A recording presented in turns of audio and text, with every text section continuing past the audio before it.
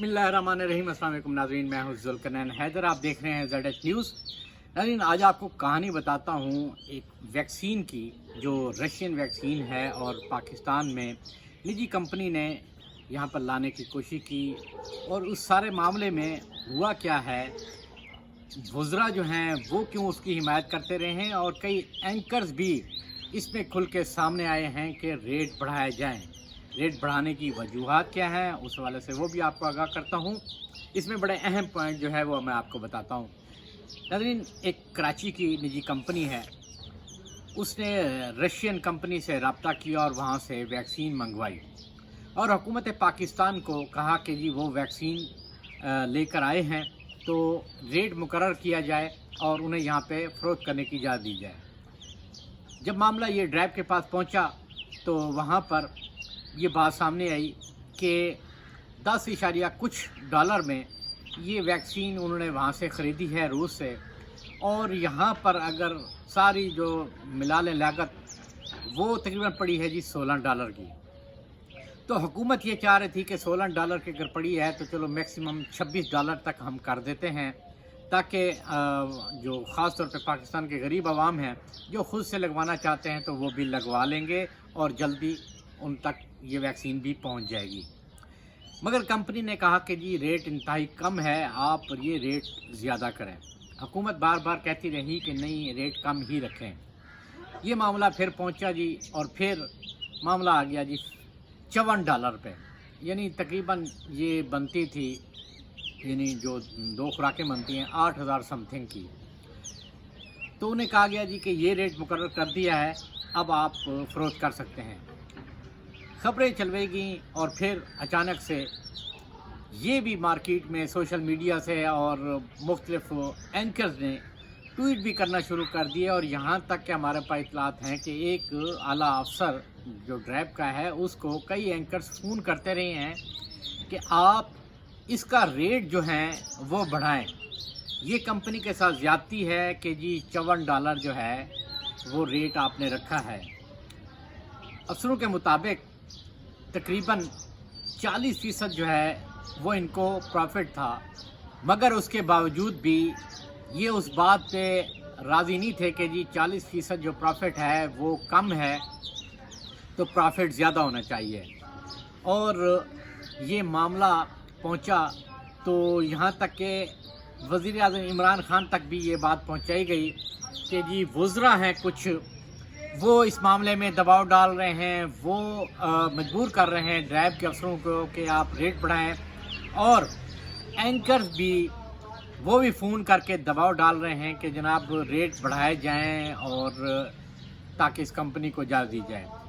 जब हुकूमत की जानिब से ये कहा गया कि रेट नहीं बढ़ाए जा सकते, तो उन्होंने ये धमकी दी जी वैक्सीन हम वापस भिजवा देंगे, हम फिर यहाँ पे बेचेंगे नहीं।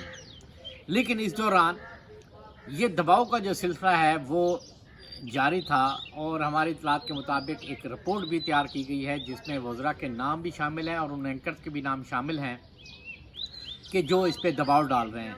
देखिए, एक बात तो वाज़ेह है कि ये दबाव ऐसे नहीं डाला जा रहा। ख़ास तौर पे एंकर्स को क्या लगे कि जी कंपनी क्या रेट तय कर रही है, और वैसे तो आमतौर पे बात होती है कि जी कम से कम रेट हो ताकि लोगों को वैक्सीन दी जा सके, वो भी सस्ते दामों।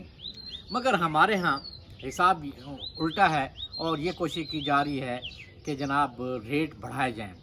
और अब जो हम तक ये इतलात पहुँची हैं कि उन्होंने, वज़रा ने ये दबाव डाल के, एंकर ने दबाव डाल के $82 तकरीबन जो 12,000 के करीब रेट बनता है उस तक उन्होंने करवा लिया है। नाज़रीन, कॉमन सेंस की बात है कि एक कंपनी को इतने लोग सपोर्ट कर रहे हैं, इसका मतलब ये है कि उस कंपनी के साथ कुछ मामला तय हैं। सिर्फ वज़रा के नहीं बल्कि उन बड़े बड़े एंकर्स के भी, जो उस कंपनी की फेवर में शोर मचा रहे थे या उस कंपनी के लिए टेलीफोन भी कर रहे थे और ड्राइव के अफसरों पर दबाव डाल रहे थे कि आप रेट ज़्यादा करें। اب وزراء جو ہے وہ اپنے مشن میں کامیاب ہو گئے ہیں، ریٹ طے ہو گیا ہے، ڈریپ کے افسر بھی بڑے مایوس ہیں، حالانکہ انہوں نے یہاں تک بھی کہا کہ ہم تو ایک ایک بندے کو بریف کرنے کے لیے تیار ہیں کہ آپ یہ دیکھیں کہ خریدی کتنے کی ہے، پہنچ کتنی ہوئی ہے، اور پھر پروفٹ ہم ان کو ایک اچھا خاصا دے رہے ہیں، یعنی $16 سے $54 کوئی معمولی پروفٹ نہیں ہے، مگر اس کے اوپر بھی وہ نہیں مانے اور اب $82 تک بات پہنچ چکی ہے۔ اب صورتحال جو ہے یہ ہے کہ جن لوگ اگر کوئی 8,000 میں لے سکتا تھا تو اب ان کو 12,000 کی پڑے گی۔ تو یہ جناب سٹوری ہے، میں تو کہوں گا کہ یہ بھی ایک مافیا ہے، کیونکہ ہمارے ہاں پاکستان میں مافیاز کی کمی نہیں ہے، تو یہ مافیا جو ہے وہ بھی اپنی اس میں کامیاب ہو گیا ہے۔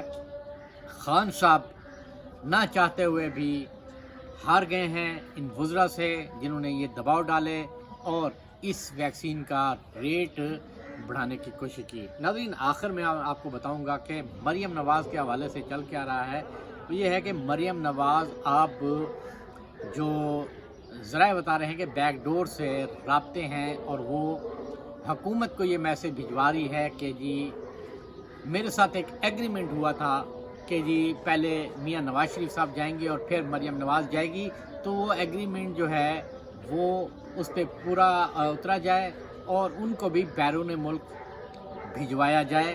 اور بات وہی ہے جو سرجری کی آئی تھی، لیکن سرجری تو ایک بہانہ ہے کیونکہ مریم کو اپنے پاپا کے پاس جانا ہے، تو یہ ساری کہانی ہے۔ مریم صاحبہ جو ہیں اب اس لیے خاموش ہیں اور کوشش کر رہی ہیں کہ وہ کسی طریقے سے یہاں سے لندن چلی جائے۔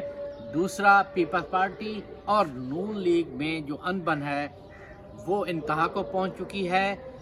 نون لیگ کوشش کر رہی ہے کہ ہم پیپلز پارٹی کو ایکسپوز کریں گے کہ یوسف گیلانی کیسے جیتے ہیں، اور پیپلز پارٹی بھی یہ چاہ رہی ہے کہ پھر ہم بھی انہیں ایکسپوز کریں گے کہ پنجاب میں انہوں نے سیٹلمنٹ کیسے کی تھی، اور وہ عثمان بزدار کے خلاف تحریک عدم اعتماد لانا چاہتے تھے تو وہ کیوں پیچھے ہٹے۔